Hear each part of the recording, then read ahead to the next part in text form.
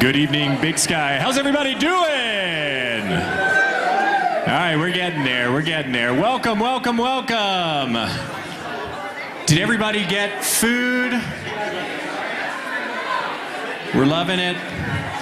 We're here, we're live. Welcome, welcome, welcome.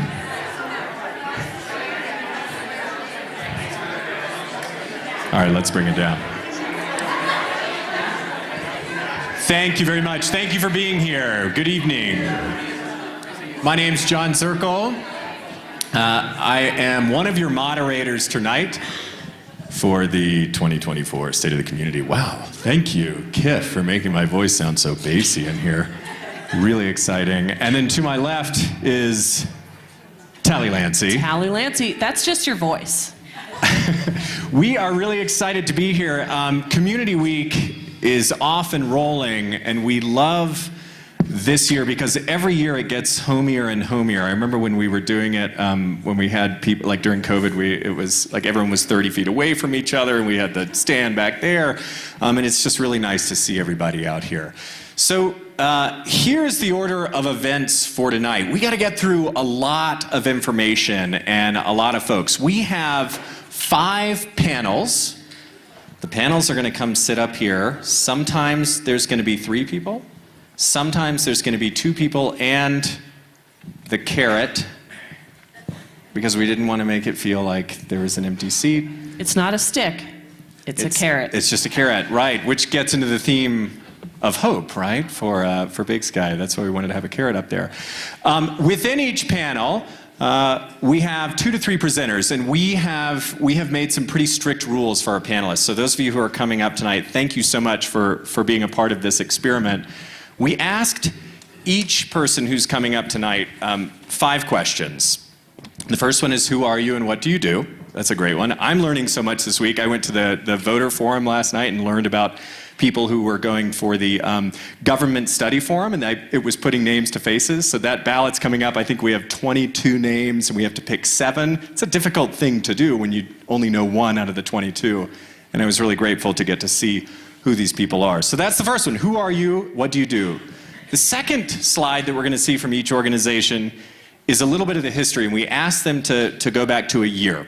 When did the organization start? And if we can get at it, why did the organization start? What was the need for it? The third slide is a picture. And we asked each of the panelists to put a picture up to say, show us something that represents the work that you do, the why of it. What excites you about that organization? We're going to ask each panelist to talk about that picture. The fourth slide of 5 is a number. We said you can only put 1 number up. What is the most important stat that really shows where you are at? And we're going to ask each panelist to talk about that. And the 5th and final slide is 1 word, and we ask the question, where are we going? And we're hoping that everyone who's watching online and everyone who's here tonight can take something away feeling like they learned something new about each organization. Tally, how did I do? Is that clear? You did great. Would you like to explain why our phone numbers are here? Yeah. That was bold. I mean, we figure we should have it out in the community anyways. But every time we try to do an app or something where people do phones, then they spend the whole time like, I can't get the app to work. So if you've got cell service or Wi-Fi is BSSD, open internet. We're not going to do an open Q&A tonight. We thought that sometimes isn't totally equitable, but we do know that most people have phones and text. If you have a question that comes up, text us.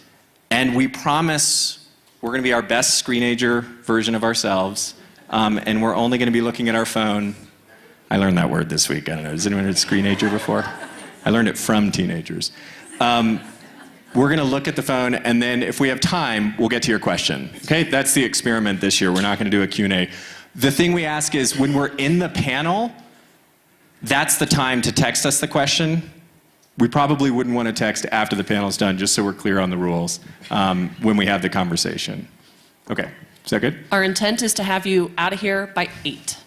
So, sound booth folks are going to keep us on schedule. It will feel hurried, and that's because we have a lot of information to get through. Perfect. Rules for the panelists. They each got 5 slides. They have maximum 30 seconds per slide. I'm looking at Matt. I'm going, he's gonna be great. I know, he's at the end.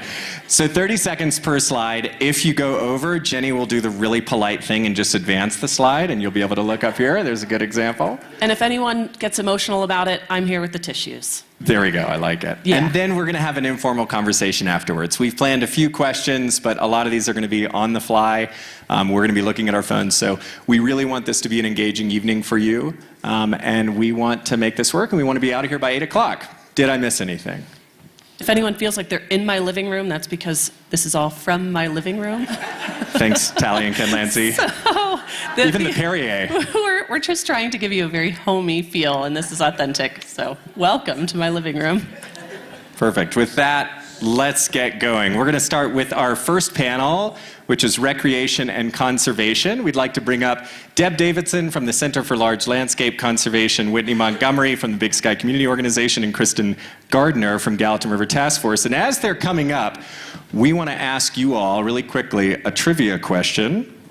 The first one Tally wrote down: how many times has Ron Edwards driven the canyon in his career? Go ahead, discuss any amongst guesses? yourselves. Just shout them out. Over 6,000. Yep. Wow! You knew the answer. Great job. Who You've was been that? listening at Community Week, Kenny. It's Amazing. over 6,000. Kenny, Can you give a believe round of applause for Kenny knowing that, and for Ron Edwards.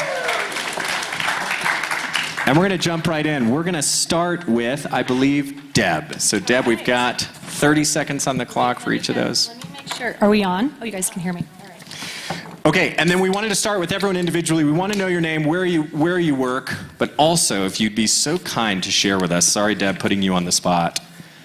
We've been thinking a lot about what keeps us in Big Sky, what keeps us in Montana.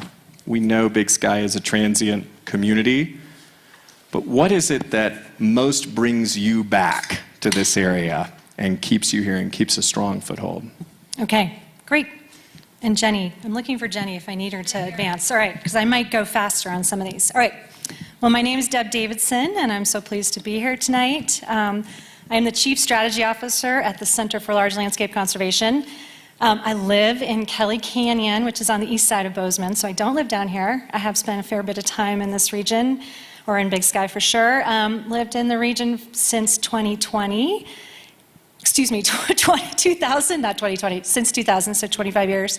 What keeps me here is the wildlife, open space, and honestly, the people. I love the communities here, Big Sky, Bozeman, and beyond, Livingston. Next slide, please. So CLSC works at the intersection of the cutting-edge science, public policy, and on-the-ground practice to address connectivity and corridor conservation. We're based in Bozeman, Montana. We're nonprofit. We have 18 staff here and 12 across the country and 1 in Brazil. The Northern Rockies, and especially here, the Greater Yellowstone ecosystem, is our landscape laboratory. We have policy and science teams that work across the nation with a focus on addressing our most pressing conservation needs and specifically working to ensure our habitats are connected and wildlife can move from one area to another. Next slide. And I apologize for reading, it's just I would have gone way over if I didn't. So I can't see this, but there's a map. Oh yeah, a map and a bear on here. So the elk herds and wildlife of our region need far more than Yellowstone National Park. That's the square in the middle of that map on the left side. Animals need more than just that square to survive. And you guys know this, having lived here. You see animals moving around all the time. They roam across boundaries. In fact, they don't know any boundaries. So Yellowstone National Park, Custer-Gallatin National Forest, private land are all parts of their daily and seasonal needs. And that includes US 191 and a very busy highway and 64. As development continues, more roads, more traffic, more human presence on the landscape, species lose access to resources and travel routes. We know that US 191 is a major problem for wildlife and people. You guys have all had your challenges on that road. From the Montana Department of Transportation, we learned that collisions with wildlife make up 24% of all collisions on US 191 from Four Corners to Big Sky, and that's over the statewide average of 10%. So for this reason, the Center for Large Landscape Conservation led a study of wildlife and transportation along US 191 and Montana 64 from Four Corners to West Yellowstone. We worked with MSU's Western Transportation Institute and had the help of local, state, and federal agencies. And we identified 11 priority sites where wildlife crossing measures could improve safety and maintain or improve habitat connectivity. Next slide. Oops, I think we Maybe jumped. we go back Go a back slide. to 85. We're learning. Yeah, there we go. Okay, so what does 85% mean? An 85% or greater reduction in wildlife vehicle collisions is attainable when the right type of wildlife crossing structures are put in the right place based on scientific assessments like ours. Wildlife crossings are very expensive at the outset, but they pay for themselves way ahead of their 75-plus year lifespan due to the cost savings of fewer wildlife vehicle collisions. With MDT, we submitted, so just in September, we submitted an application to the Federal Highways Wildlife Crossing Pilot Program for 3 wildlife crossings south of Gallatin Gateway, around mile marker 72, and then south to the bridge. And it's a $22 million request of Federal Highways Administration and $3.5 million in non-federal match, much of it which was raised from this community and beyond. If approved and constructed, these crossings will result in at least an 85% reduction of collisions at this busy section of the road where many of you travel regularly. Next slide, last slide. Okay, the word connected. We all enjoy this area's rich wildlife heritage, which is also a considerable driver of our economy. But wildlife need connected habitats to survive and thrive. Wildlife crossings and the protection of wildlife habitat represent an unprecedented opportunity to leave a priceless legacy for future generations. And really, this is our time now to decide if we want to maintain the future of Montana's iconic species in this region. So right now, we wait for results of our Gallatin Gateway Area Wildlife Crossing application. We'll know in January, but we're not stopping our work, and we continue to work to connect the landscape along US 191. We appreciate the collaboration and strategic thinking with MDT, BizRad, Yellowstone Club Community Foundation, these two right here and others, as we seek to secure wildlife crossings on the other priority locations that have been identified, north of Big Sky and south. Finally, connected landscapes. The reason I use that was connected landscapes, connected wildlife populations, and connected people.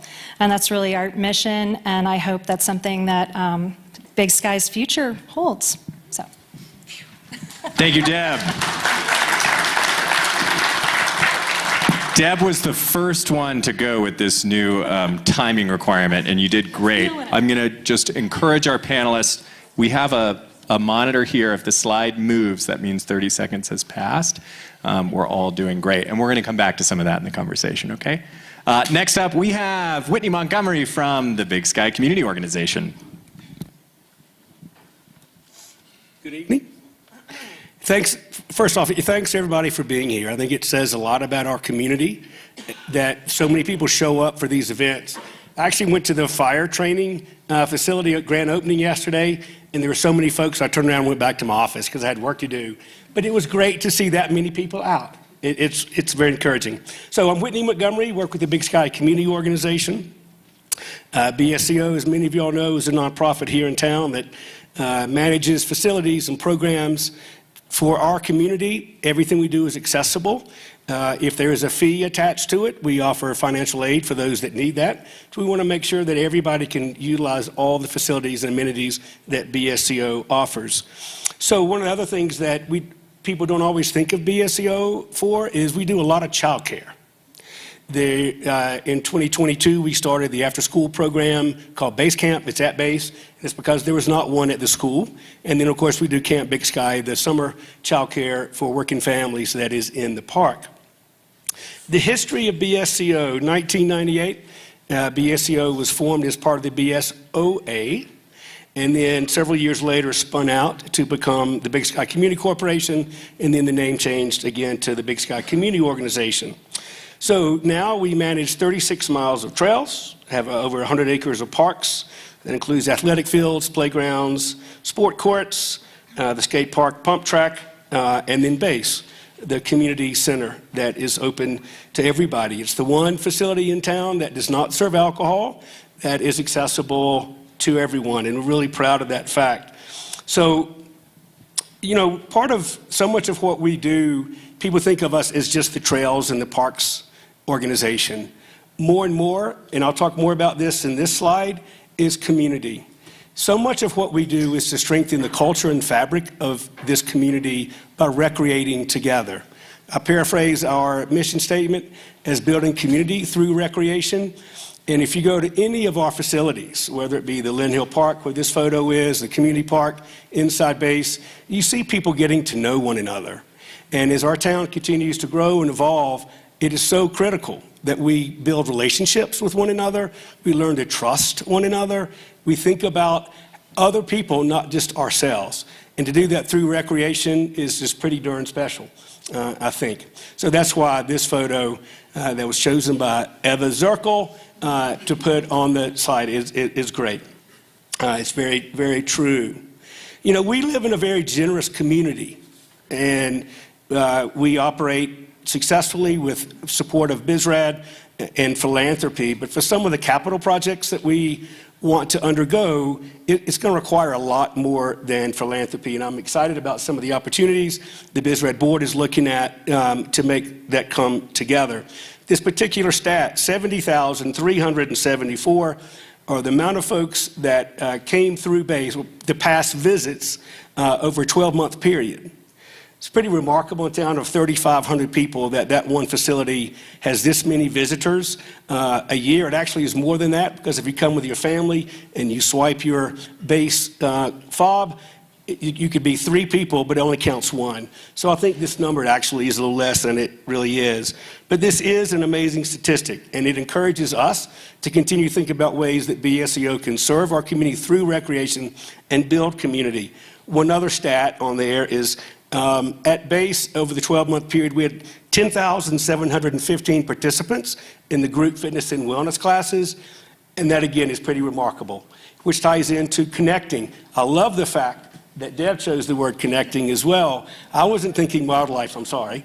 I was thinking about people and the work that BSEO does to bring people together. I have heard time and time again, new members to our community thankfully found BASE because that allows them to feel like they're part of a community, particularly for those families or individuals that come into town that don't have school-age children. BASE is one of the few places where you can meet folks and do so through having fun, recreating, and creating a healthier and better life for yourself. Thank you, Whitney Montgomery. Now, I'm not... So I was supposed to answer what keeps me here, other than the taco bus. It's just the passion. This town is filled with passionate people who lean into things heavily. Thank you. Kristen Gardner. Good evening, everyone. Thank you for being here. My name is Kristen Gardner. I'm Chief Executive and Science Officer of the Gallatin River Task Force. And the Gallatin River Task Force is a nonprofit organization here in Big Sky working on water issues between Spanish Creek and Yellowstone National Park on the Upper Gallatin. And the reason that I keep on coming back to Big Sky has to do with the people. We have a transient population, but we have a really core group of passionate, dedicated community members, and love the mountains and rivers as well. So, all right. What is the next one? I already forgot. Okay, history. Great. All right. The Gallatin River Task Force was originated in 2000 as an effort out of Montana State University to collect water quality data because the Big Sky Water and Sewer District had obtained a discharge permit to discharge treated wastewater effluent directly into the Gallatin River. And so MSU wanted to collect water quality data to be able to compare before and after the Water and Sewer District actually discharge into the river. But the good news is that the Water and Sewer District never actually used that permit. And there was a group of volunteers in Big Sky that wanted to continue the effort in Big Sky and expand the programmatic work of the Gallatin River Task Force to more than monitoring. And so now today we use that monitoring data to inform the rest of our programmatic work, which is restoration, conservation, and advocacy. The picture here is a picture of our staff and volunteers out on the South Fork of the Gallatin River collecting water data. And I chose this picture for two reasons. One is because water data is paramount to how we prioritize our projects moving forward in restoration, advocacy, and conservation. So if you want to understand why we're doing the work that we're doing, it's because the data has told us that it's the best thing to do for the river. I also chose this picture because volunteers in our community is critical for the work that we do. We rely on volunteers for our water quality data collection, as well as our river cleanup, which we did 2 weeks ago, and collected 1.3 tons of trash along the stream banks of the Gallatin River. And then volunteers are also critical for our restoration projects. They help with vegetation planting, building fences and whatnot. So, all right, and where we are now, this is a bit of a downer, but we still do have 4 impaired waterways in our river, and I just want to make sure, in our area, and I want to make sure that our community is aware of that. And what an impaired waterway means is that it's not meeting its beneficial uses according to the state. And so the impaired waterways in the Big Sky area are the Middle Fork, the West Fork, the South Fork, and just recently the Upper Gallatin was deemed as impaired. And so a lot of our project priorities are working on reducing the amount of pollution in our rivers and making sure that they can support the beneficial uses, which are fisheries, and recreation. And there's been a lot of, I do want to give a big shout out to our community. There's been a lot of significant investment in addressing those issues that we have in our community, but there's still a lot of work to be done. So hopefully by the time that I see our future vision of being a resilient community, we've addressed those impaired waterways, and we also are resilient to other pressures that we're seeing in our watershed, like increased growth and visitation, as well as the climate change impacts that we're seeing from floods, like the recent floods in Asheville, North Carolina, or South Carolina. And then also the Yellowstone River a couple of years ago, we could see some of those events here in the Gallatin River, as well as increased periods of drought. So there's studies out there that show that we're going to see earlier snowmelt, which is going to create warmer temperatures and warmer water temperatures, that are going to really stress the fisheries that we care so much about and that support the wildlife and our world-class recreation. So really hoping that we can create a resilient community to all these pressures that we're seeing and will see in the future. Amazing.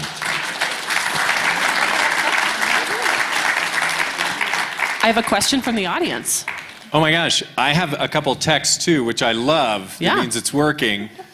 So we should start with those. Let's start. I'm going to start with Deb. Could you tell us, for those of us who haven't memorized mile markers, where are these bridges potentially going to be located? It's on. You didn't just... I think I started off. Okay. All right, there we go. Wait, yes.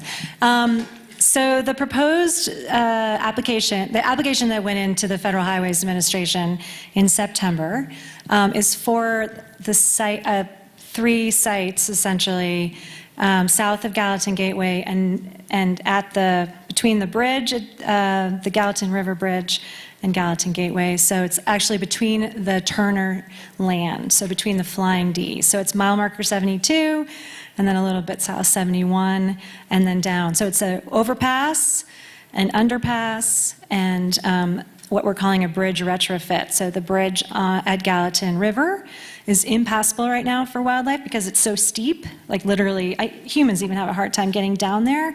It will be modified in terms of landscaping for wildlife. So it's actually not super close to Big Sky. We do have 2 sites that, as you know, we're partnering with BizRad and others on to hopefully move those forward in the future. Thank you, Deb. I think this one was sent to me during Deb's presentation. I'm assuming it's for you, but I'm going to pivot it to Kristen. A general one. How can our community get involved in helping with these issues? I know we were listening to, but let's hear that again. What can we do? Well, volunteering, like I said, we really rely on volunteers to get our work done. Getting engaged and learning how you can make a difference. I think that individuals collectively can have a huge impact on the natural environment. So contacting any of the organizations that you hear from tonight and how you could assist in your land management actions or water use or what have you. And then financially investing in our work as well. We need financial investments to move our project forward as much as we need volunteers. So lots of ways to get involved. I'm ready. Okay, go for it. Thank you, by the way. I saw another text come in. Whitney, let's move to you. More of a philosophical question. We think people come to Big Sky primarily focused on recreation. I think that's what draws a lot of us here. And then I'd say conservation in some ways is kind of one of the things that keeps us here. When a community is growing like Big Sky is, how do the two work together? How can recreation and conservation coexist? And I think that's a question for everybody if we want to. That's a great question. It has to coexist, because if we don't conserve, we won't have a place to recreate. You know, Base is an indoor facility. It's not impacted by conservation necessarily. But all the areas that we want to go to, where we hike, where we ride our bikes, where we get on the rivers, right?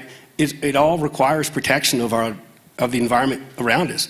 We are so friggin' lucky to live with national forest around 3 sides of us. Where else in the country does that exist? Not many, right? So we have to think that way for about everything we do. And Asheville is in North Carolina, where my wife and daughter live and are dealing with the disaster. But I only bring that up not to correct your geography, but if we don't start thinking about how we protect our lands and our conservation for everything, it's all for naught. I mean, we're going to go up in smoke one day if we don't. So it's important that we think about combining conservation, recreation, and our daily life. Thank you. Would you all like to weigh in? Well, on I can that? just jump in really quick. I think along those same lines, the reason that we as an organization have focused in on this landscape in particular, and you guys as a community have been so involved and supportive of this, is we will lose these wildlife populations if they're not able to move. And exactly like Whitney's saying, we have to protect the habitat, but we also have to ensure that they can move from one place to another. So this restitching together, that's really how we think of I could have used the word reconnecting too. And that's really what we're working on. And particularly as traffic volumes go up and more people come to the area. I don't have a big picture on time. Do you understand where we are in time? We're waiting for Jenny, our time master. Was that really like 15 minutes exactly? Yes, I'm getting a nod. Amazing. Okay, that's all the time we have. Thank you all so much. Thanks to our first panel, Recreation and Conservation.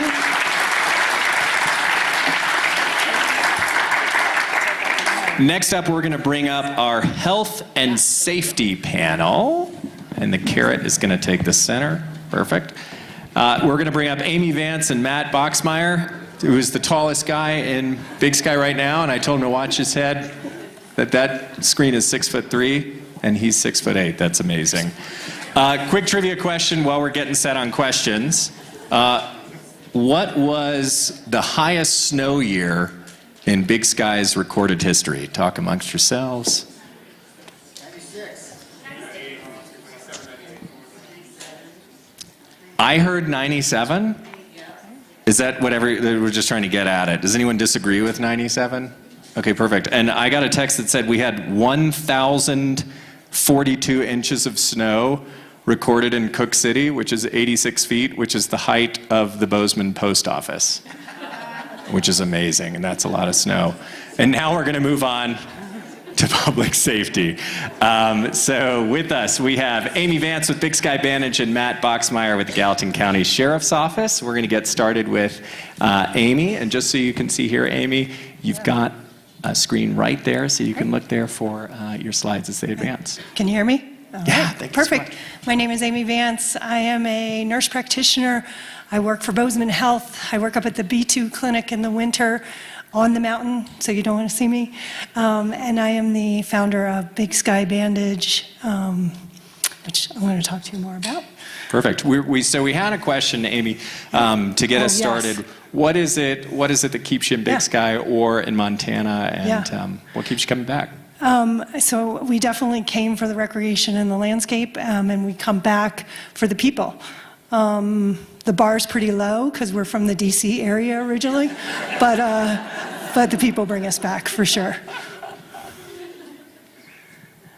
Okay, so Big Sky Bandage, we're just finishing our inaugural year.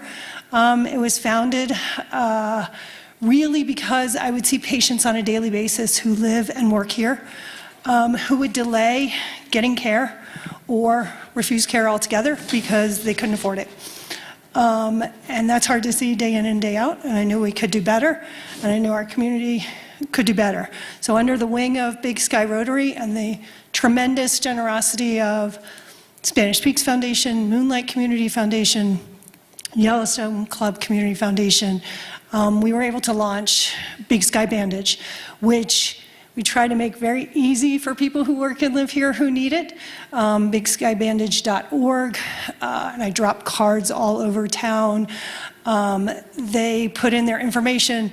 It's kind of on the, put where they're from and put basically a picture of their bill, and we pay up to $500 of that bill. It's not the solution for the healthcare system.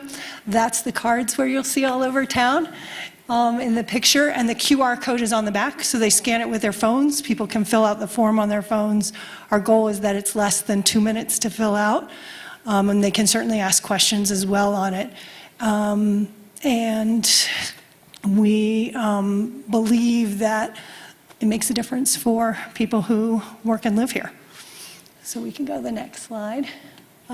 42, my husband said, is Jackie Robinson's retired number all the way around. That number is actually 45 now, and it's 45 employers represented in Big Sky for our inaugural year. So the use of the program was widespread. So it wasn't just the resort, it was all over, from small businesses, people who work at small businesses, to larger organizations. And the feedback was great. So we're in the hundreds of people who have been reimbursed or who we paid that bill directly. 100%, I think that's an important number, of the money that was donated goes directly back to people. So there's no overhead cost. All the work is volunteer because we want to make it truly a program that's giving back directly to the community. And my word is healthy. I do believe that we are a healthier community when programs like this are able to exist. We don't live in pockets. So when people are generous enough to make donations to people who need it, those people who work and live here are not, spreading contagious diseases, things like that. We are actually healthier together when people are getting their health care taken care of in a timely manner. And I believe that. Perfect. Thank you, Amy Vance. Matt Boxmeyer. My name is Matt Boxmeyer. I'm a captain with the Gallatin County Sheriff's Office. Started my career in 2008 in Big Sky. Now I run the Search and Rescue Division, which encompasses Big Sky, West Yellowstone, and the Valley, Bozeman. What keeps me in Montana? I travel all over the country with the military, and Montana is like the best. Smells good. You can see the mountains except for when it's smoky, but it's the best. The people are the best. The opportunities for my kids growing up, it's awesome. History of Big Sky. This is more or less Gallatin County Search and Rescue. Prior to 1985, it was everything was performed by the sheriff's posse, and you think of horses and stuff like that. It did occur. Everyone's aware of the incident at Big Sky with Kerry Swenson back in the day. I still have pictures of those on our computers. And then in 1985, Gallatin County Search and Rescue was formed with the introduction of a mill levy. Next slide. This is what we do. These are all of our volunteers, not all of them. We got 140 volunteers, 150-ish volunteers throughout the entire county. But these are the Big Sky. This is the Big Sky section. And these guys are amazing, and gals are amazing. So where we are now, my initial slide just had the 3,484 because I think that's pretty impactful. That's how many volunteer hours are spent every year, and it increases almost every year. Those are the hours that the volunteers put in just training and on missions. in the community, outside the community, other counties. And so, yeah, I think it's pretty impactful. 110 people served, 130 missions throughout the entire valley, which was down from the prior year. It's usually around 140 or more.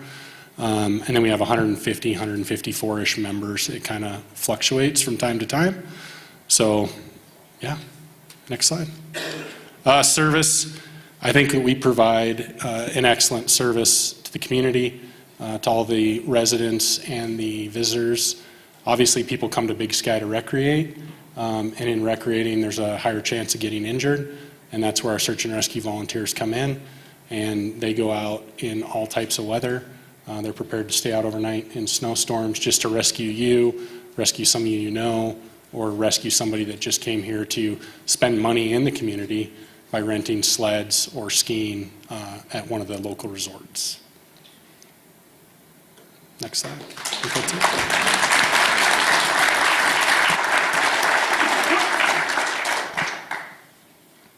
Thank you all so much for being up here, and thank you for your service to the community. It's really wonderful to get to see you and to get to learn more about your work. I have a simple question.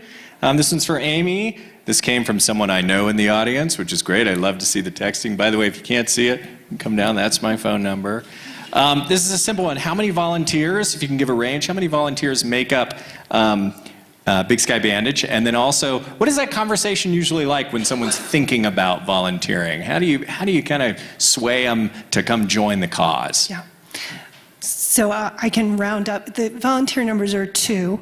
So it's my. So you're saying there's opportunity there's for opportunity, more. but that's really not true because there's so many people. So we do the processing, and then because we're under Big Sky Rotary Foundation, the whole team there helps because they're helping with the accounting and all the pieces that support a project like that, and provide leadership and guidance in that. And then really, I think a lot of the volunteer opportunities come from people sharing with other people. So one of the challenges we have with a zero budget is getting the word out. So thank you for this opportunity to do that.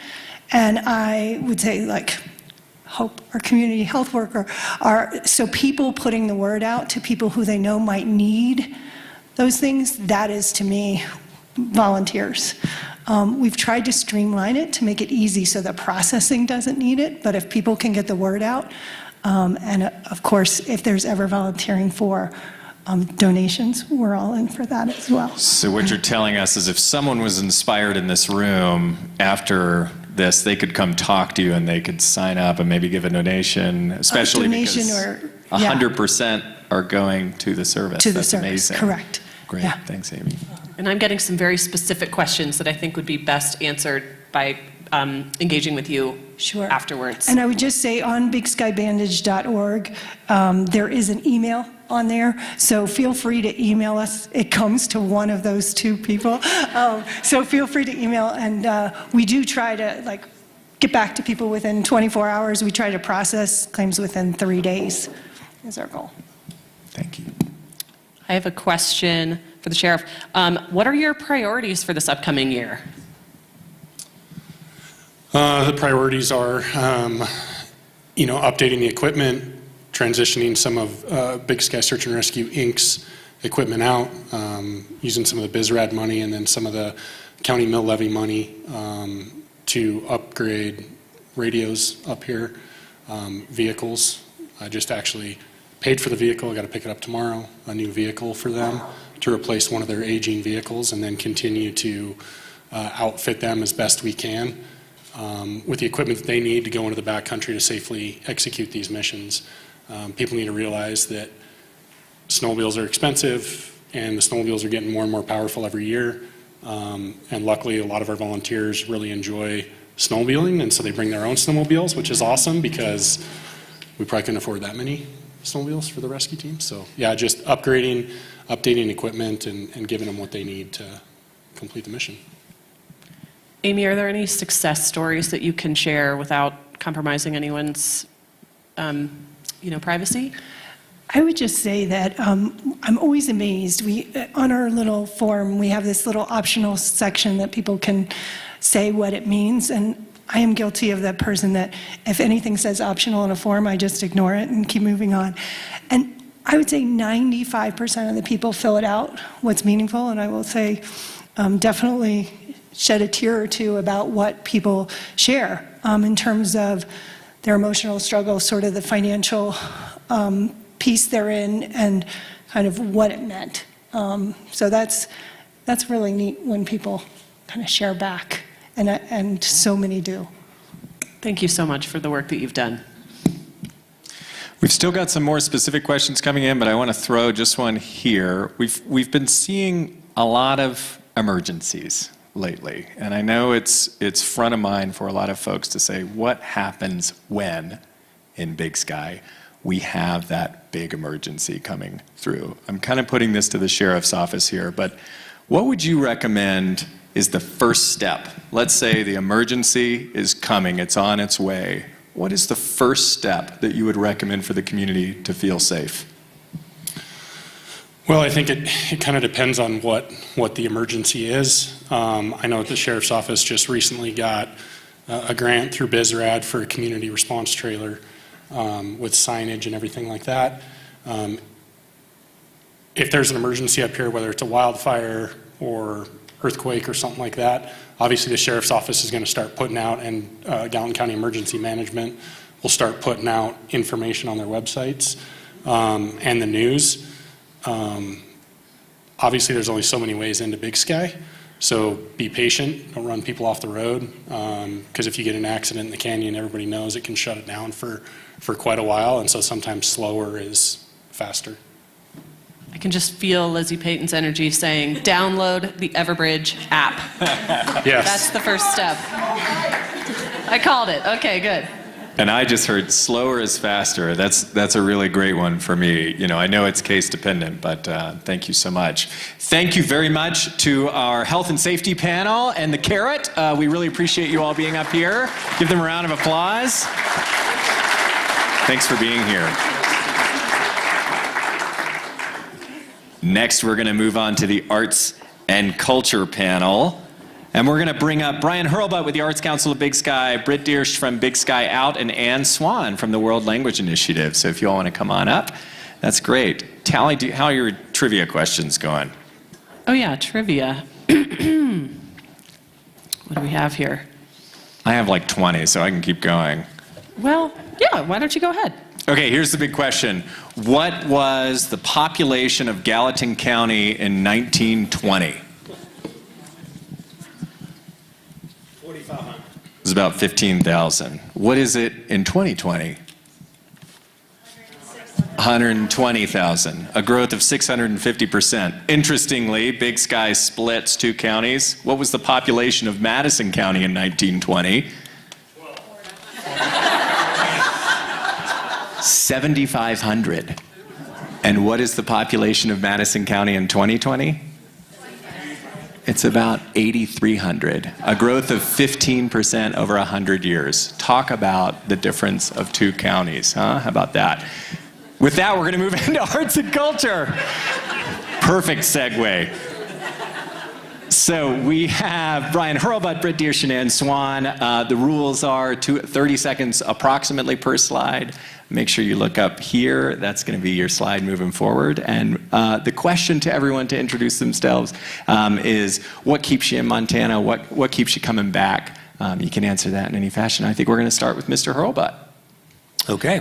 Good evening, everybody. My name is Brian Hurlbut. I'm the Executive Director of the Arts Council of Big Sky. And I think what keeps me in Big Sky is possibility. I think personally and professionally, I think there's just very few places left in the country where there's so much we can do in our community that's going to make an impact on all of us. And, we already moved to the next slide. Executive Director of the Arts Council. The Arts Council was founded in 1988 as the Big Sky Association for the Arts. I know there's a couple former board members in the audience, so that's going way back. And it was really founded by a group of volunteers who wanted to make Big Sky a better place to live and inject some arts and culture into the community. So the first event was in 1988 with the New World Symphony from Miami. which was kind of a big deal back then. And fast forward to now, we feel like we are one of the leading arts nonprofits in Southwest Montana. And just a couple of things I want to mention over the last 35 years we've been around. It's really in the last 10 years we've seen the growth of the Arts Council.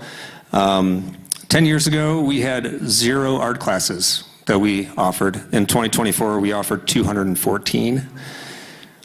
We had 1 sculpture, which was up at the resort off of the White Wing Run, I believe, and now we have 12 public art sculptures throughout Big Sky.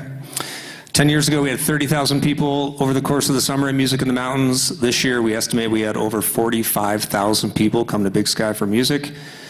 10 years ago, we had 1 full-time employee, that was me, and today we have 5 full-time employees, 4 part-timers. So we have obviously grown a lot, and we have our own space.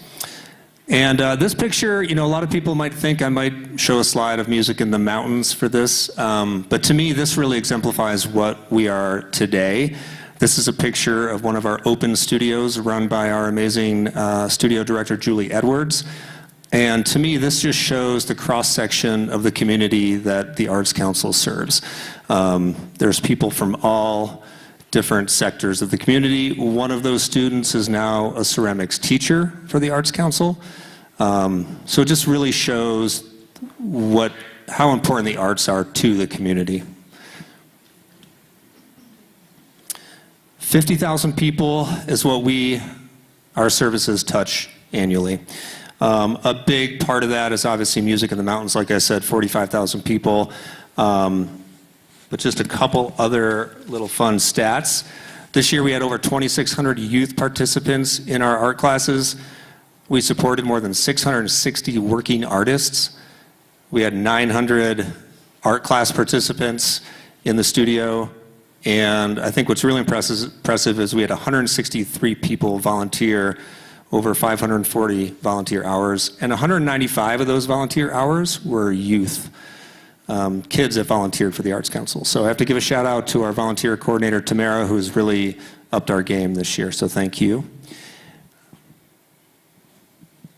And I also chose Connected. Obviously, it's kind of a buzzword for everybody tonight, but I just think we want to make sure that the arts connect everybody in the community, and we feel like we partner with everybody in the community, from developers to different nonprofit organizations, and we think that the arts are a vital part of the community as much as recreation and conservation, but we don't want to do that in a silo. We want to do it with everybody else too. So I think that's what the future is looking towards. Thank you, Brian Hurlbut. Next up, we have Britt Diersch from Big Sky Out. Hi, everyone. My name is Britt Diersch, she, they. I am the founder and director of Big Sky Out. We are a new queer organization here in Big Sky. We are dedicated to creating and maintaining 2S LGBTQIA spaces here in Big Sky. How we started is myself and a couple friends, wanted to put on a little pride march last summer, and over an unexpected almost 100 people attended, which was really great. And in that, we kind of learned that there is an outlet needed for queer community to not only meet each other, but meet other people that also support them and welcome them in our town. We have become our own 501c3 in November of last year, so we are encroaching on our 1 year, which is really exciting. Why do we do our work? Our organization focuses on 3 important things. Our most important is we really focus on facilitating queer joy. And what queer joy is just creating safe spaces for queer folks like myself to express themselves in an authentic way. A second focus of ours is to increase queer visibility and for people to know that there are other queer folks here. And our last thing that we really put a lot of focus on is building support systems for those queer folks. So By creating these spaces, we are also directly combating our mental health crisis that greatly affects our community and many other small ski towns as well. Where we are now, we have focused most of our energy on hosting events to build that queer community. So creating spaces for us to meet each other. And some of our most notable events, I'd say our biggest, most notable event was our Summer Pride event. We had a drag show here at Wampak, and we had a Pride March through Town Center, and we had our Montana State Representative Zoe Zephyr come and speak, which was really exciting. But we most primarily host monthly events throughout the year as well. Where we are going, we are really focused on a sense of belonging and for everyone, and to facilitate eventually more connections to queer resources too. And one really big thing that we are looking forward to is creating more events in collaboration with other organizations and companies in town. It's really important for us to have a vocal support from our community so that us queer folk really know that we are welcomed to show up as our full authentic selves. And one big event that we're really excited for this year that we are looking for collaboration on is we are hosting Big Sky Resort's first ever queer ski weekend, which we are very excited about. But yeah, the biggest way you can support us is collaboration and vocal support. And with all that being said, thank you very much for inviting us to be here. And we're really excited to see where the next year will take us. Thank you, Britt Dersch.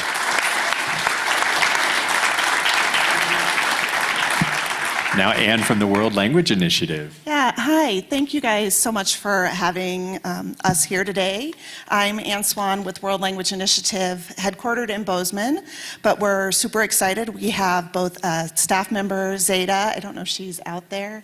Oh yeah, right there. Zeta is here in Big Sky, as well as we have a board member living up here. So we feel super excited about having both of them represent the community directly, and really, they should probably be up here instead of me, but you get me instead. Our mission is to make language and culture education available to all Montanans. That is our goal, and that's what we work towards every day. So we started in 2012 as so many good things do, as a grassroots initiative, a couple of parents who were looking for language access for their K-5 children. There wasn't any. Most schools historically in the US have language education that starts in the middle and high schools, and so they wanted their kids to have that earlier. So they started this organization as the Friends of World Language, and then it became a 501c3 in 2017. We had 6 languages at the time and added English in 2021 as our 7th. So we have Arabic, Spanish, German, French, Mandarin, Japanese, and English. So we're offering all of those. Sometimes not all at the same time. It kind of depends on teachers, but most of the time we have all of those. And then moved to Big Sky late 22, early 23, adding our English programming up here for adults, and then Spanish last fall. And then we've been really working on custom language programming, so a lot of organizations and businesses in the community in Big Sky, as well as in Gallatin County, are looking for support for their staff, for the people that they work with, and so we've been working really hard to kind of build out that customized language program. So I cheated a little bit, and I made a JPEG picture with 4 photos, and so that is kind of a mashup of the people that both come and attend our classes, youth and adults. We have amazing teachers.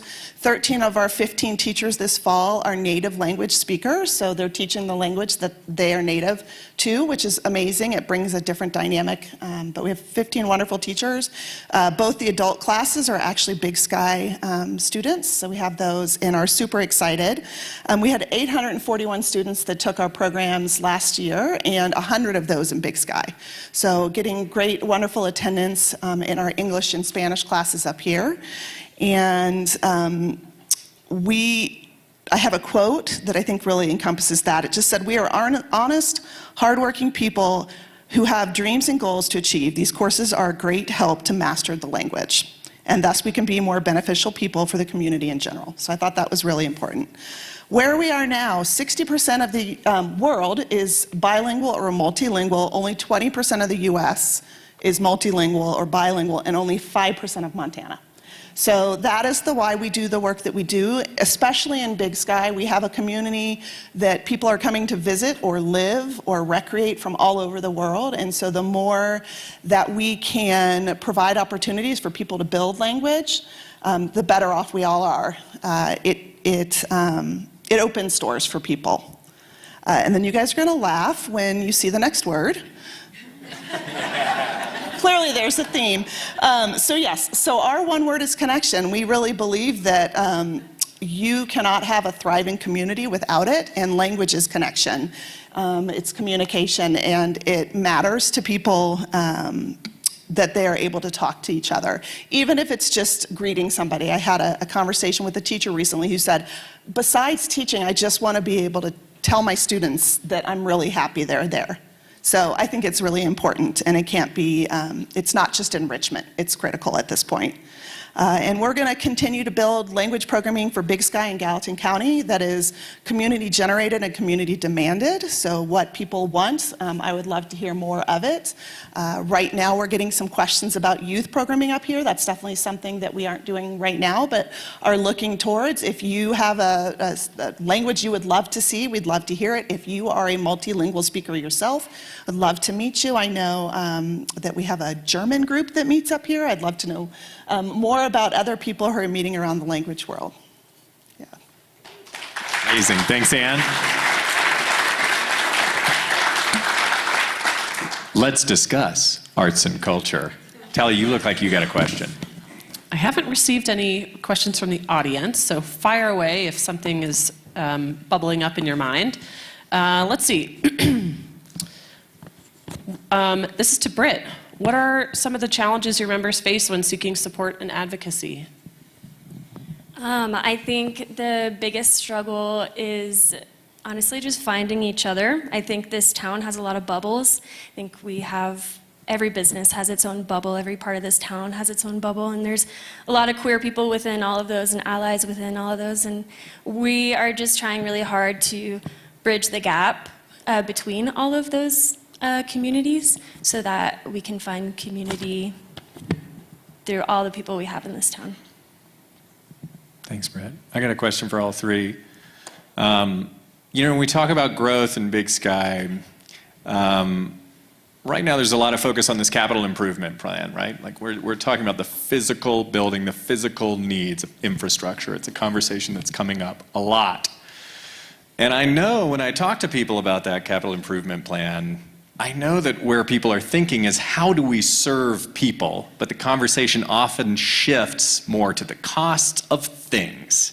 How can we recenter the conversation around the culture of Big Sky and the people of Big Sky when we talk about its future? And by Big Sky, I also mean kind of the greater Southwest Montana.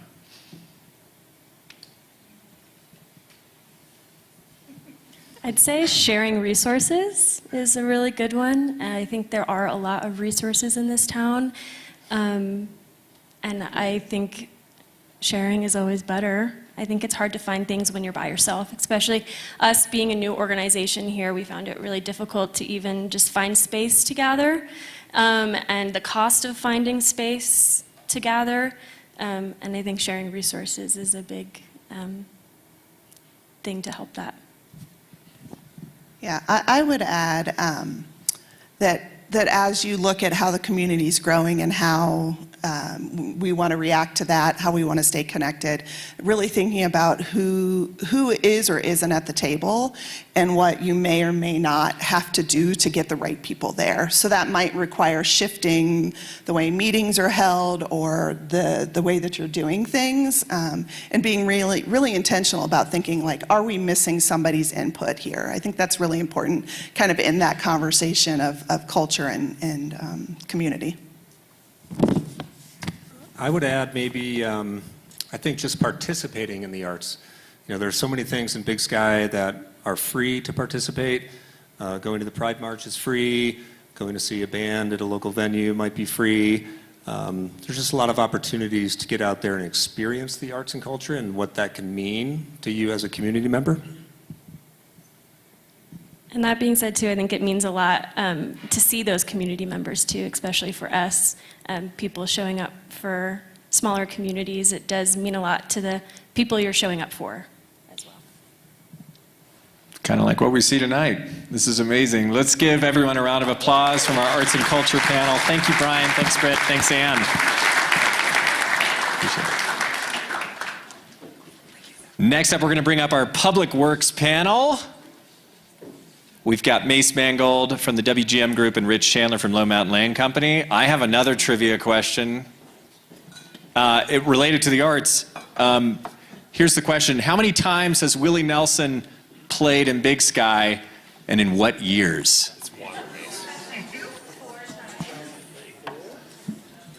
Brian, what was the answer?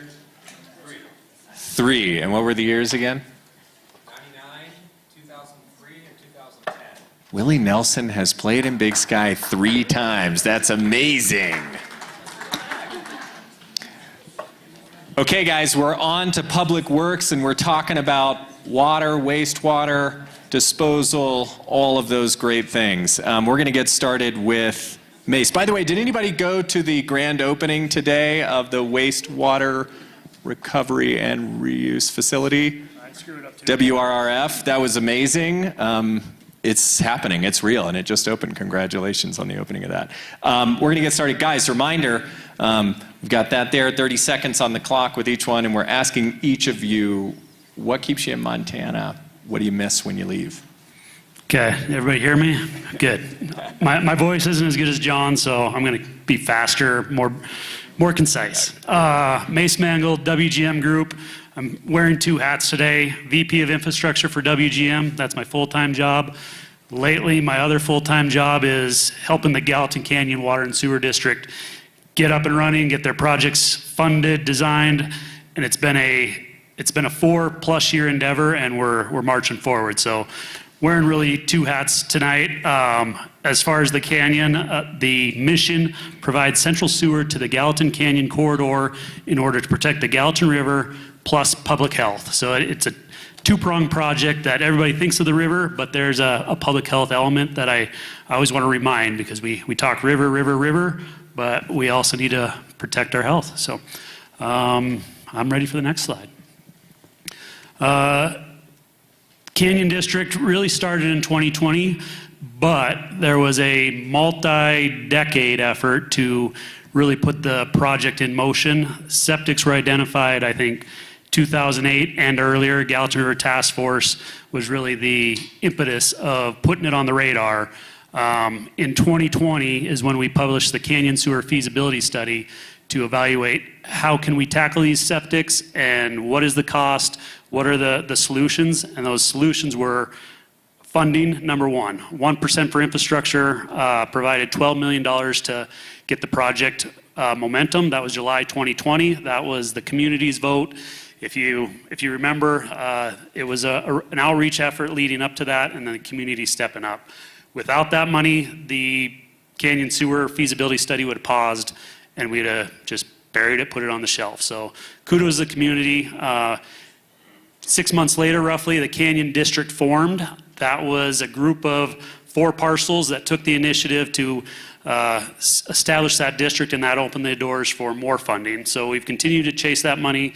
2021 preliminary engineering report, 2022, 2023 was really how do we prioritize what septics to collect, and that was impacts to the river, what's the best bang of the buck to protect the river, and then what is the risk to individual users in that corridor that are drinking groundwater that is the same water that the septic systems are discharging to. So identifying where to prioritize those dollars and the project and the collection.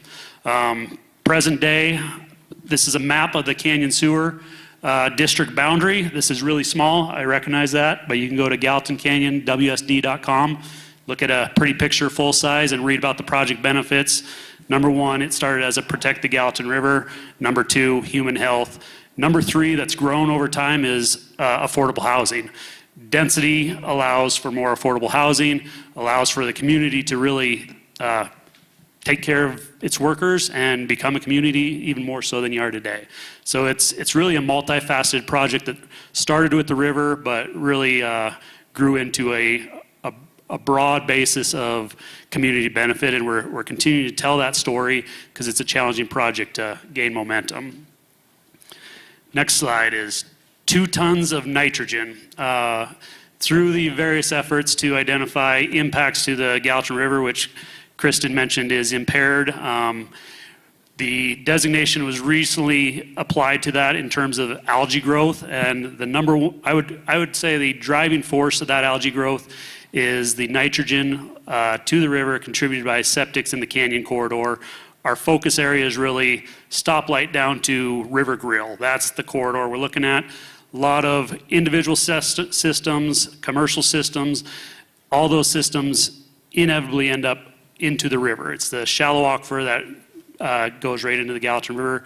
So to pull that 2 tons of nitrogen out of the aquifer and then use that water more wisely throughout the community, whether that's snow making up the hill, groundwater recharge, golf course irrigation, let's pull that load to where it doesn't impact the river. So my word, water-wise. My history is fundamentally a water resource engineer. The Big Sky community allows me to apply that knowledge in a way that no other community in Montana really has let me do. I live in Manhattan. I like to share my brain with that community, but they don't like the challenges that you all like. So to be water-wise and play in this sandbox up here is really what keeps me coming back. And I guess I missed that off the very get-go, but that is why I'm up here on a weekly basis and working with Rich Chandler and brainstorming with Kristen Gardner and really a lot of entities in this community of how do we use that water better and how do we keep our rivers clean. And it's a fun opportunity, and I appreciate you keeping engaged with the whole endeavor. Thank you.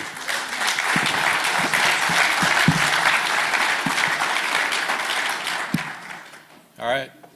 Am I on? Yeah, it's cool. Good evening, everyone. My name is Rich Chandler. All right, thanks. There we go. On that battery. Good evening, everyone. My name is Rich Chandler. I'm the environmental vice president for Lone Mountain Land Company. And in that capacity, my team and I, we oversee all the water quality monitoring, permitting and compliance, as well as all of our land conservation programs, such as forestry, noxious weed management, wildlife education, and outreach. Our goal here is to be responsible stewards of the land and leave a lasting positive impact on this beautiful landscape. I think to start this conversation, really, we need to look back to the inception of the Yellowstone Club back in 1997. Yellowstone Club took a leap ahead in 2009 with the purchase of Cross Harbor's ownership. And since that time, we've developed similar environmental programs for all of our Lone Mountain Land companies, Moonlight Basin, Spanish Peaks, Town Center, as well as Crazy Mountain Ranch out in Clyde Park.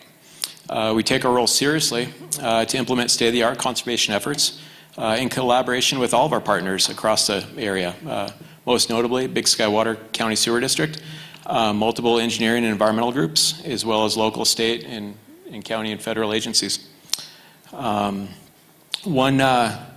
One thing I'd like to point out in this next photo here is just the beauty. I think this summarizes why we're all here. You know, we see the snow, we see the serenity. My goal is to make sure that my children's children get to see the same landscape, and I think it's imperative on all of us within this community to accept that responsibility. We do, and we're proud to do it. We're moving forward with a lot of amazing initiatives. And one of those, and this is a unique number to throw out there, but it's 150 million gallons. And that number is how much water we reuse beneficially since last November across all of our projects, in both irrigation and in snowmaking. That's water that would have otherwise been sourced with valuable drinking water. Everything that Mace is talking about with the water reclamation facilities and recovery is technology working at its best. These efforts do in fact lead to a positive impact on our watershed. Water is a scarcity in Montana, and it's incumbent upon us as a community to manage this resource wisely and to the highest levels that technology can afford. I picked one that's close to the community here tonight's words, but I picked collaboration. And we're all in this together. You know, it's not just us here, Lone Mountain Land Company, driving the reuse with the sewer districts. Unlike so many other communities across the state and across the country who directly discharge reclaimed water into their rivers and streams, Big Sky has chosen to be a zero direct discharge community, and that's something that everyone in this room really should be proud of. It takes everybody, and it takes a buy-in of the community at every level. Our work is purposeful, it's well-intended, and it's carefully managed. And most importantly, it goes beyond just us in our time here. We're proud to be part of this. We recognize that this is an opportunity to be a model for other communities in the Mountain West to follow. And we're happy to be part of it as a group. So thank you.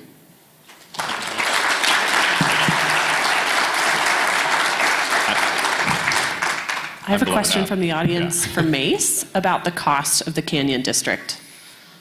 Expensive, but we have come a long ways in the last 4 years to raise money. Total project cost that we're running with right now, and it all depends on start of the project to the end of the project, and that is a moving target. The number I've been running with is $55 million. That project can shrink to a budget if we can't bring all that money, fund that scale of project, but we don't want to do a subpar project. The success of the Canyon Sewer Project is to collect as many septic systems as possible. So if we shrink the project, we are reducing the impact and the benefit to the river. So we're continuing to angle for that $55 million scale. There's a lot of money across the state, across the nation that's really focused on protecting waterways, but the public health element, septic removal across the state is a big emphasis. So we're optimistic that we can keep this affordable for the community. Nice. I have a lot of questions coming in. Thank you all. So we know this is a really important topic, so maybe we'll hang out for a little bit if that's okay with you guys. It was great being reminded by Kristen earlier that the formation of the Gallatin River Task Force came when the community had a permit to discharge and we chose not to. That was important for me to hear tonight. Mace, if that's okay, we're going to stay on you. Is that okay if we just dig a little bit deeper into the specifics on finding that funding? Because I know everybody kind of went like this when we heard $55 million and we just opened a $50 million plant. Now we're talking about another $55 million. What are you learning so far? What are some more specifics about where that funding is going to come from? Yeah, so Big Sky Resort Area District has been the backbone since the get-go. The initial funding to do the study in the first place, facilitated with Gallatin River Task Force, but then that 1% for infrastructure to give that $12 million backbone was huge. So that really gave the momentum to go chase state funding, federal funding, and there's more to land. We are anticipating a 1% ask to match or basically climb that funding, but that's a dynamic. We're working with SRF for low-cost loans, and we're working through all these financing mechanisms to where we don't need to put the whole burden on the community. In addition, private development is a tool to fund public infrastructure. Without that private development, this project probably is not feasible. That backbone that private development can bring to the project is critical. Rather than being individual septics where you pump in $1 million to handle 100 houses, use that money for public infrastructure that's here for the Big Sky community for the next 40 years. Compile those resources into one solution rather than a bunch of individual solutions. So it's a really multifaceted approach, and that's probably my number one focus for the next 6-12 months is piecing all that together and bringing it all together. So. Give yourself a plug for tomorrow. There will be funding discussion tomorrow at the Joint County Commission, and we will be reaching out to the county commissioners for additional funding. So attend if you can. And SRF, really quickly, for folks who aren't up to speed on acronyms. Yeah, state revolving fund. So I'll generalize it as subsidized infrastructure money, low-cost loan, 2.5%, and it's a key for the state of Montana to fund these projects. Sewer and water is not cheap, but at the same time, they're the backbone of our communities to be able to fund tourism, and resort tax brings that revenue into infrastructure. And so state revolving fund really is that key tool for more than just Big Sky. It's really every small, big town across the state. So we're reaching out to them and piecing that together. So. Okay, great. I have a lot of questions coming in. I'm going to Same. try to, maybe I can try to smash them together into one. So correct me at any point, Kristen, yell out if I'm speaking out of turn. Correct me if I'm wrong, there was not an algae bloom this year. Kristen would know better than me. Is that correct? Okay, so thank you for that complication. Just to repeat that, in the Taylor Fork there was, but not in the Gallatin River. There's a lot of conversation around this. Any thoughts that you're comfortable sharing on why that complication has come in, especially within the context, trying to smash these questions together? We're proud of being a zero discharge community. What does zero discharge really mean? Yeah. Why is there not an algae bloom this year? What are those connections? I'm gonna let Rich tackle this. I think he. Sorry, I'm just a vessel. Well, as Kristen often says, it's complex. But what this zero direct discharge means is that we don't have a piping conveyance to surface waters. We don't purposefully discharge any of our reclaimed water to surface waters, like so many communities across Montana do. And we do that because we recognize that this water that's reclaimed, that's repurified, is a phenomenal resource for us to reuse. We're talking about treatment that cuts the nutrients down to essentially 1 to 5 parts per million. We're talking about water that's fully disinfected, it's safe to recreate on, it's free of all viruses and bacteria, and it presents just like tap water. Why would we send that downstream? Why would we not want to keep that in our upper watershed? So when we start talking about 150 million gallons of water, we're talking about the equivalent of 2,000 homes that could feed on a year-round basis downstream. So it's incumbent upon us to look at water differently than what our great-grandparents did and our grandparents did. You know, we need to start recycling more. There's no additional water that's going to be afforded to this planet. We have to manage more wisely with the resources that we have. And I think everyone in this room should be incredibly proud to look at the accomplishments that we've done as a community to get this far. And I would forecast here in the next 5 or 10 years, watch what happens with these other communities that become more water stressed. They're going to come asking for us for help. Yep. Thanks, Rich. I'm going to keep going with Rich. Lessons learned. What have you learned over the last, call it 5 or so years that you've been working on this huge project, that being Gray Snowmaking? It takes a team. It takes a community. It takes the support of so many credible organizations. And it takes complete transparency to all those that are going to be part of the operational programs, those that are recreating on it, to recognize that we're in this together.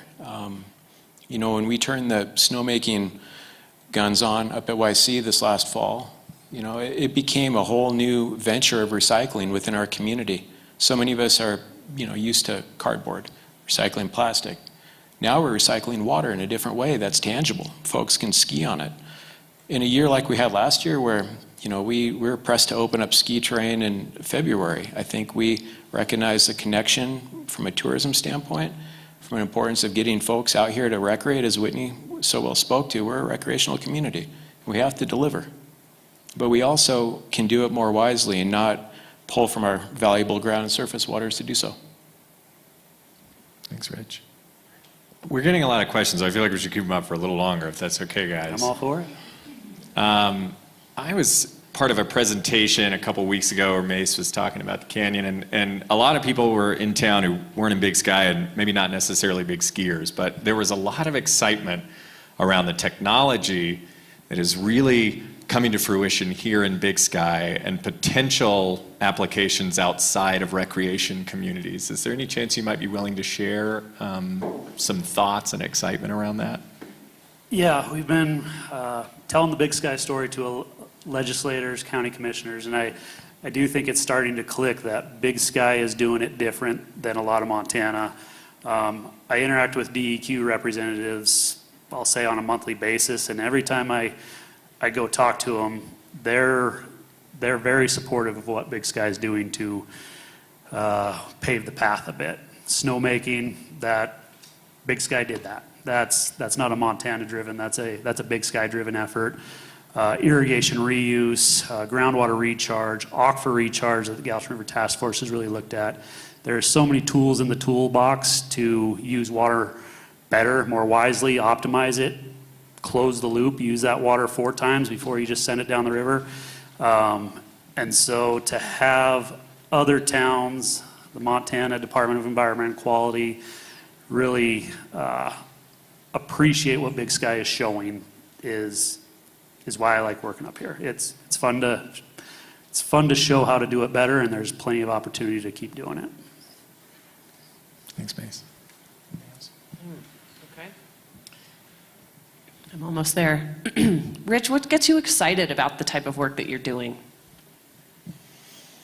It's new. It's challenging. Nobody wants to be the first in line on something new that requires permits and challenges at every level of the way. And when you finally see it come to fruition and you see everybody on board with something that started within a community and we're able to make that happen, that newness, it's incredible. I didn't move out here just for the enjoyment of the mountains. I wanted to do something that was impactful, and I think I can speak to everyone in this room that's been up here tonight, and we're proud to be part of a solution. I'm still getting lots of questions, so I know like there's pressure to move, but actually, guys, timing-wise, we're doing awesome. Like it's 7 o'clock. We still got an hour. We have an hour? Yeah, you're going to be up here for another hour. Here we go. Settle in. Here's an interesting one. I love this question. I just got it. Why is snowmaking good? Should we keep doing it? Should we do more of it? I know the answer is yes, but what is it specifically about beneficial reuse water for snowmaking that makes it different from fresh water? I'm going to toot Rich's horn first. Like, this is Rich's baby, so I do want him to answer on the back end. The reason I love it, it's an elegant solution. There's a natural nutrient nitrogen cycle and a runoff cycle, and using snowmaking or using reuse water for snowmaking, it's kind of that solution. Dilution is the solution to pollution type of dynamic. It fits with the environmental cycle. It's also an opportunity to recapture that snowmaking and recharge late fall or late summer. So it's just a great natural-based solution. And I'll let Rich probably add on to that. I know there's recreational benefits. There's a whole range. Well, there certainly is recreational benefits. I think it checks so many boxes. It checks boxes that, live within the conservation piece, which you touched on, the nitrogen cycling, the natural filtration. It speaks to water conservation. We're adding water that, as I mentioned earlier, would have otherwise been discharged in most communities downstream. And instead of sending it downstream, we're sending it uphill and onto our ski runs. We're then compacting that snow to where that compacted snow melts out a lot slower than the uncompacted snow adjacent to it. So that's really important because that water then finds its way slowly into the watershed at its most upper reaches. And lastly, you spoke on the recreational side. Most ski areas who make snow, they pull water from either the surface water or groundwater. We have to ask ourselves, why are we doing stuff that is archaic at this point with our technology? We could be doing so much more. It's safe, it's wise, and it's good conservation. And it has, most importantly, good intentions behind it. It sounds like such a win-win-win. Is there anyone downstream who's maybe not getting water because we're pumping it back uphill?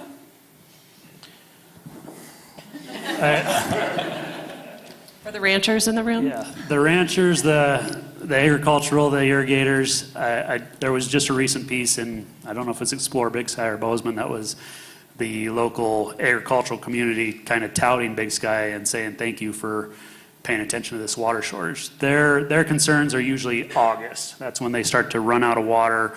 Potentially they have to shut their pivots off. And by keeping the water up here longer, that increases the likelihood that they do not need to shut their water off. So in general, the downstream users are very favorable of what Big Sky is doing, and it might be not in general, it might be across the board.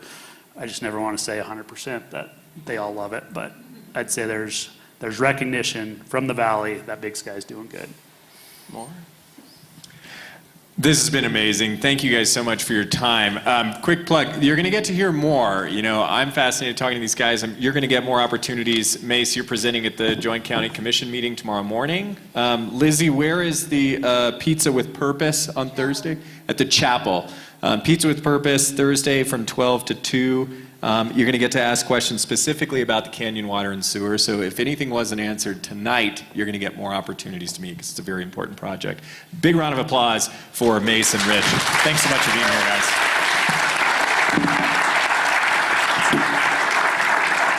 guys. We are now moving on to our fifth and final panel. If you got a get up stretch, please go ahead and do that. And then we're also going to be done before 8 o'clock, which is amazing. So we encourage everyone to stick around, hang out, meet your community leaders here in the reception area, and let's keep the conversation going. So for our fifth and final panel, we have economic development and workforce with Laura Seafang from the Community Support Group, Chad Wilson from Big Sky Resort, and Mr. Matt Kidd from Lone Mountain Land Company. Thanks, guys, for being here.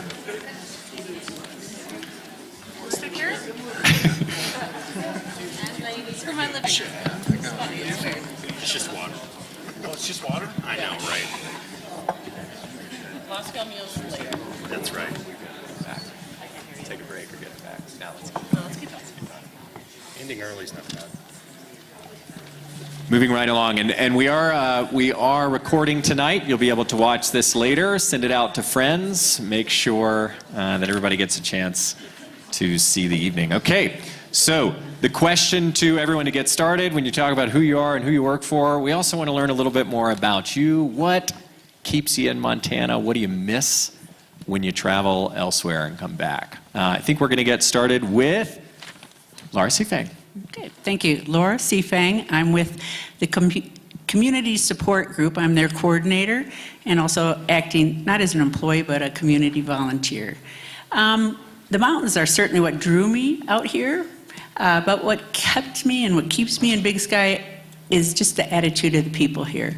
Just that everybody wants to make this and keep this the last best place. Everyone works hard to just improve this place. I love it. There's so many opportunities for that. So it's been great. So the Community Support Group, that name might not be too descriptive to you what it's about. We're a new organization that just started in the last year, but it's all about trying to make this a more welcoming place for one of our largest part of our population, which is our seasonal workers. So if we go to the next slide, for quite a number of years, the Big Sky Rotary and All Saints Church were trying to put together a welcoming dinner for the seasonal workers in the winter, because that's our biggest population. And that went pretty well. But we learned over time that we weren't really reaching the audience as fully as we'd like to, and we found a lot of other members of the community wanted to be part of that welcoming experience. So we just expanded, and about this time last year, we have other members from the big employers like the resort, Lone Mountain Land Company, BASE is part of it, the food bank, the Chamber of Commerce, all have gotten together under kind of the Rotary leadership. I act really as a Rotarian there to try to pull together and really grow this into a bigger event for our seasonal workers. So with 1 year under our belt, this picture here is we created a website. This actually is a picture of our webpage that sits on the Visit Big Sky site. And you can see we've tried to put a one-stop shopping for all the seasonal workers that come to town. These folks often are international workers, but we also have a lot of people that come from across the U.S. And they're only here in Big Sky for 4 to 6 months, and they just get plopped in here, and the only people that they know are their roommates and maybe the 3 people they work with. Well, we want to make them really feel much more involved in the community. So on our webpage, we've got all kinds of events listed that we put together just for them. We've created this Big Sky Buddy program where locals can host a dinner, have a dinner in your home where you can invite workers to come and have dinner, and you'll get people from lots of different countries there. We publish the Skyline schedule because that's how all of them get around. They don't have cars. And we put together a lot of great things for them and link them to different events. So some of the kinds of events we put together in the last year, we had over the last summer and winter 20 different events, including things like bowling up at Montage, whitewater rafting trips, bingo. We do a welcome party at Tips Up for both seasons. Tours to Yellowstone National Park where we discount heavily to get kids to be able to go there. So tubing down the mountain, so lots of different things. And we've had, in just our first year, over 400 workers, seasonal workers, attended these different events. And I think all of them have told us that they really loved getting to know the community a little bit better, getting to know other people. They come here to work, and most of them are college students that are coming to try to earn money to pay for their school when they go back home. But we want them to experience Montana and see the beauty of our community, of our state, and not just be working every day, but really get to appreciate all the things we love about Big Sky as well. So my word is to have it be a welcoming community, that we welcome everybody that's here, and we appreciate these folks that are coming and helping us have the lifestyle that we enjoy through all their hard work, but that they really feel like we appreciate them, we're glad that they're here, and we want to make them feel part of our community. Thank you, Laura C. Fang.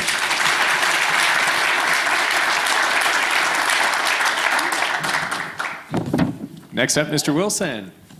All right, got sound here? Gotcha. All right.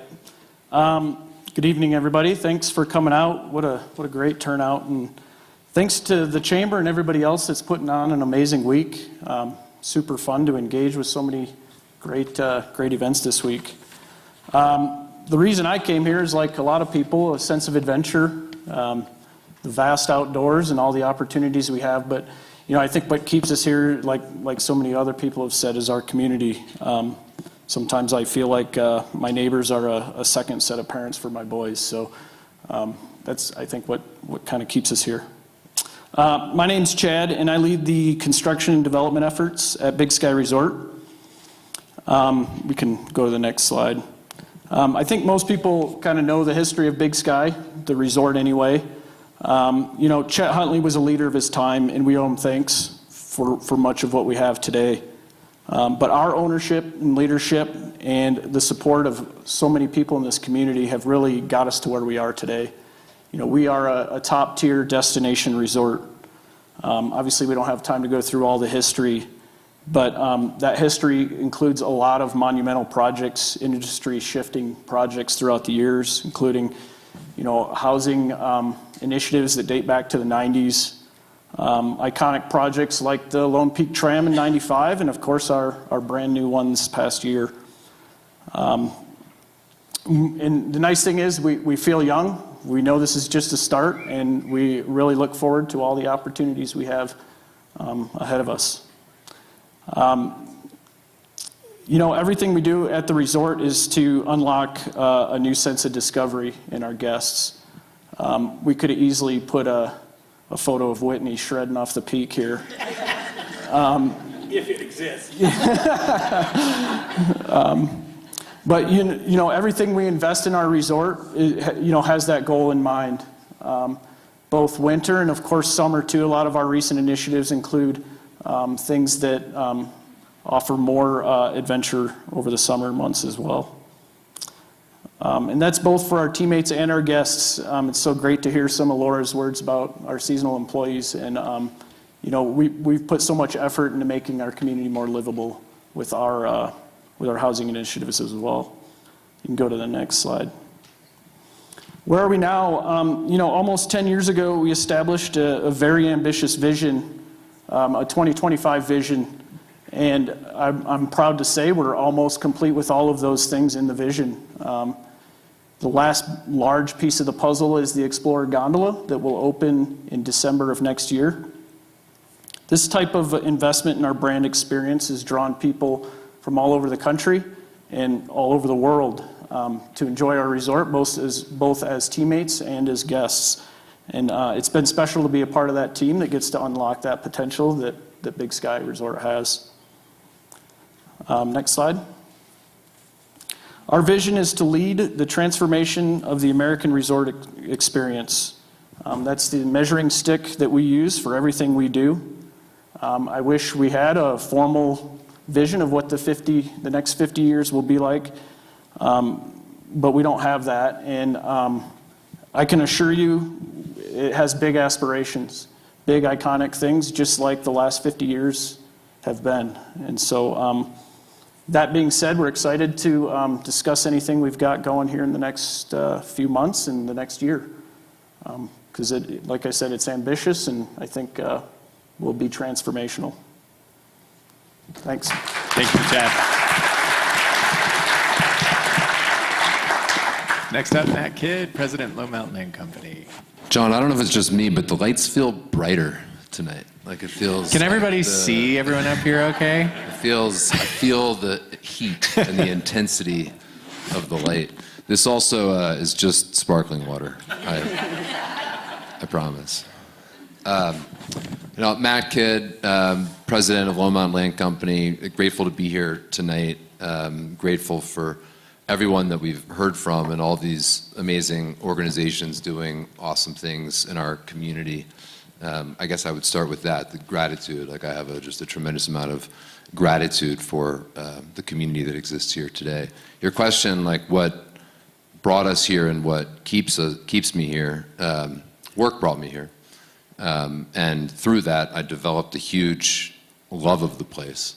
And I would say purpose keeps me here more than anything else. But I am the president of Low Mountain Land Company, and we are a community development organization focused on the sustainable long-term advancement of projects in Big Sky. And I'm going to just focus on the word development for a second, because I think that word can get kind of a bad rap. People can be afraid of it or scared of it, but we're proud of it. We are doing amazing things as a community, as an organization, and we're proud of the work that we're doing as a developer. A little bit of our history, Rich touched on this as well, so I like to talk about the fact that Low Mountain Land Company was formed from Cross Harbor's experience with the Yellowstone Club, or at least the first 5 years of that experience with the Yellowstone Club. And it's been a year of anniversaries, with 15 years since the purchase of Yellowstone Club and 10 years since the formation of Low Mountain Land Company. This year, we first formed Low Mountain Land Company to work on Spanish Peaks and Moonlight specifically, and then the work has only grown since then around first working with the Simpkins on some town center projects early on, working with the resort, working on these housing and community housing, workforce housing efforts. And I would say a monumental milestone in our history was in 2022 when, through the acquisition of the remainder of Town Center from the Simpkins, we became solely responsible for every past problem, every past, present, and future problem that has and ever will exist in Big Sky. And even though we've done nothing in Town Center since then, we embrace that, and we embrace the challenges that exist for us and for the community, and here we are. This picture is of the farmers market, and I think is an example of how we're trying to our goal all along has been to create a foundation for this community to be able to thrive, and bringing people together, helping Big Sky to be able to grow into what it is a big part of what we do. Let's go to the next slide. I forgot it was this one first. Where are we now? One quick stat, although I don't love the word beds, but it's a big number, so we thought we'd share it. But 2,624 is the number of beds that we have contributed to date to workforce and community housing, and we've got a lot more in the works. You know, not everybody likes it when I say there are more locals living in Big Sky than ever before, and a year from now there will be more locals living in Big Sky than ever before. I think that's a good thing, even though not everybody, in fact, does. But that's a key stat for us. So on the last slide, let's just sort of make a couple other points on opportunity.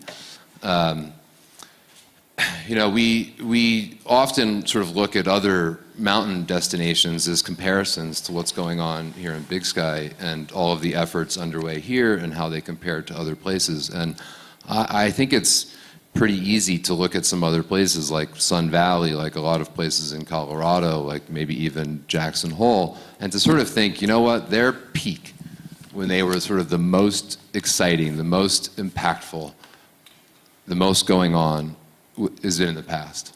But for Big Sky, like, our peak is very much in the future. What are we going to make of it? Let's embrace the moment. Let's not be overwhelmed by, you know, sort of negativity or concern that can be out there, but let's engage, let's embrace the opportunity that exists for all of us. We would, you know, get involved in something, and let's make Big Sky all that it can be. Let's embrace the moment that exists here for our community. So we see a lot of opportunity.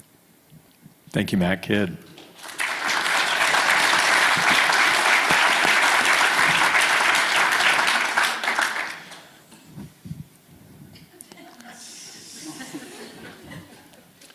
I have a few, and Chad anticipated that this might happen.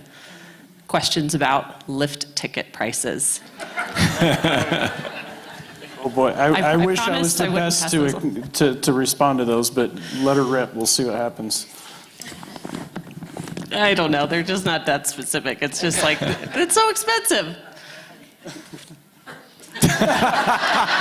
Chad doesn't set the prices. Fortunately, I don't set the prices, but yes. I promised Chad that I wouldn't give him those questions. You did. I did. promise me I did, that, and I yes. just broke my question. I remember Okay.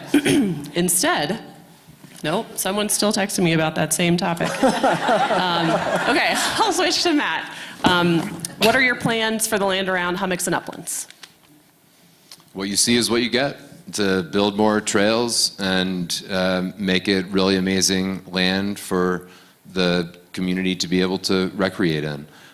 Someone asked me earlier, apparently there was like some piece of machinery up there that in conjunction with BSCO, but we're trying to find places to be able to groom more winter trails up there as well.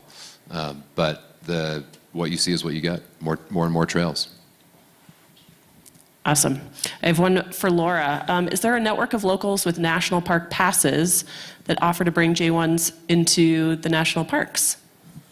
That's a great idea. No. But Get I love involved. it. Yeah. I love it. Yeah. So, yep. Reach out to Laura if you have a national park pass and want to take J1s into the park with you. Yep. Great. Mine are coming in now. This is good. Matt, you mentioned earlier that you don't like the word beds. Can we elaborate on that a little bit more? The question is... Well, okay. I think the question says, how do we change Pivot, beds John, to pivot. doors? Let's go. Doors into homes. I mean, homes is the goal. But a lot of times people share homes, and we like to think about how many people we're bringing into the community in totality. So that's why beds kind of won't go away entirely, but I like to think of it as homes and how many homes that we're creating. I think the work that Laura and her organization is doing is amazing to support the seasonal workforce that that exists. But I view it as homes. It's just that doesn't always tell the whole story of the sort of numbers of people that are coming here. I've heard a lot, worse than beds, let's just say, since we don't like that one, is pillows. I've heard pillows described. So pillows, beds, doors, rooms, homes. Well, but that's the focus, right? That's the focus that we're hearing a lot from the community. That's what we're hearing from Big Sky Resort, finding homes, figuring out ways to increase the supply, especially for the missing middle that we talked about last year. Look, keep in mind, we built 80 homes in Town Center in 2017 before people were talking about beds and pillows, you know. But then it was sort of after that, and then with COVID, which created such a housing crisis that there was nowhere for anyone working in Big Sky to live, and so we needed beds and pillows, and you know, I think even we've responded to that, and we've built 2,600. The resort's built a ton. And now the focus does have to be more on livability, you know, and the things that Laura is talking about, making sure that everybody coming to this community is enjoying the quality of life that's available here, and the focus on creating homes for people. As a follow-up to the Yellowstone National Park opportunities, apparently, I don't know who sent me this message, LMLC in Montage organizes free Yellowstone National Park trips for their J1 workers. Yes, they did, and we're willing to open that up really to all of our seasonal workers. We're really trying to not be focused just on where a worker is employed, but just have it be, if you're here as a seasonal worker, which means less than a year, you're invited to attend any of our events. So, but Lone Mountain Land did set up with contracted with a tour company to help bring trips a couple days a week, all summer long, brought employees down to the park. And they had wonderful experiences. I think to clarify, that's often not something that just, Lone Mountain Land Company is making that available for anyone living in the housing that we manage. That's sort of where that program comes from, and we want to make the housing available to everyone. There's many local businesses and teachers and various, you know, important community members that live in these projects as well, and that's where that comes from. It's not just like people that sit at 25 Town Center Avenue in that office, that sort of thing. No. I just had 13 texts come in like 15 seconds. I like that these questions are getting asked. I think it's an opportunity. Chad and Matt and Laura, is there any way we can just do a quick overview celebration of the community housing projects that have recently come online and what are planned for the new future? I think it might be worth it to just go over what's in the works in the short term, in the near term. Yeah, I guess around October 1st, we opened our Levinsky Lodge complex. Not to use the term beds, Matt, sorry, but there's 210 residents in that building. How about that? Residents instead, right? Homes. We have, really it's a diverse offering of housing, which is the first one of its kind that we've done. Apartment style, studio, 1 bedroom, 2 bedrooms, and then also dorm styles for those that can't afford their own apartments. Some of the most exciting things about that community is the livability, like Matt said. We've got private rooms for those that have dorms that want some private space. Workout rooms, community rooms with pool tables, ping pong, and all those things. So really trying to embrace livability and getting people to come and stay here rather than make a fast exit, you know. And I'll speak on behalf of the Housing Trust, if David's okay with that. But the Housing Trust was formed to really focus on the non-seasonal workers, the folks that are here wanting to stay more long-term, and really left to the big employers to focus on the seasonal workforce housing. But the Housing Trust, as you know, 4 or 5 years ago, completed Meadowview, which was a home ownership opportunity for folks who lived full-time in Big Sky, and we have 52 families up there. Interestingly, about 6 or 7 of those turned over in the last year, where people were moving on, moving out, as happens, and we were able to put the next folks that were in line on the wait list into those homes, which is great.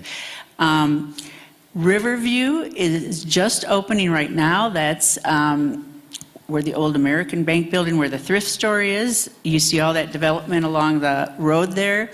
The ones that are to the west are Housing Trust owned, and those are all apartments, 1, 2, and 3 bedroom apartments. They received a lot of federal funding for those projects that was able to get people at a low income level, lower than the average here, were able to apply and get into that housing. And then all the rest of the buildings in that complex are Lone Mountain Lands, and Matt can speak to those, as well as Powder Light across the street. Can I just ask a really quick specific question, because these are getting asked? On the turnover of the Meadowview projects, those are deed restricted. There are appreciation caps there. I know we probably can't disclose the price there, but is that formula working? Are you seeing It sure that is. It's imperative for workforce housing to stay workforce housing. There has to be a deed restriction that restricts appreciation, because a lot of units were built in town center back in the early 2000s, but then when they went and flipped over to become market rate housing, it quickly became not affordable for a local worker. It's pretty easy to figure out the formula what a bank is going to loan someone that makes a living wage in Big Sky. It's not really negotiable. They know what they're going to loan, and that's what workforce housing has to cost. So the Meadowviews were sold at a rate that was affordable for folks in Big Sky, and they could only appreciate 2% per year that the person owned it. So when they sold that unit, they sold it back to the Housing Trust for that little bit of appreciation, and it's still an affordable price that the Housing Trust could sell it to the next people. I have a nomenclature question that's come in from the public asking about the difference between community housing and workforce housing. Is there a difference? No. We kind of use those interchangeably, but the rule of thumb the Housing Trust has used is you have to have been in Big Sky to buy a Meadowview at least 2 years. Okay. I agree with Laura that there isn't a difference, but I think it's also, we can see that Big Sky as a resort-oriented destination will always have a degree of a transient portion of our community that does turn over fairly frequently. And so there are housing efforts that focus on that portion of our population and housing efforts that focus on the year-round community and people that hopefully will never leave and make a life for themselves here. And so I try to just stay focused on community housing, but there are different markets to serve. And that's a super important point, is all the developers and the Housing Trust look at a whole spectrum of housing needs and really try to understand how much housing is available at different income levels and different how lengths of time people have been here, because one size doesn't fit all. And families grow and need now 3-bedroom houses or even bigger. And so we have to have housing choices in each of those segments. I'll answer the prior question, but I'll start by commenting that the most important issue for the future affordability of to-be-built housing in Big Sky is what is the cost to create that housing? What is the cost of construction? Somebody's phone's. Whitney's the bluegrass playing band in the tunes. front row. It's all right. So what the cost of construction is, and people don't necessarily realize it. Look, let me make another point on construction.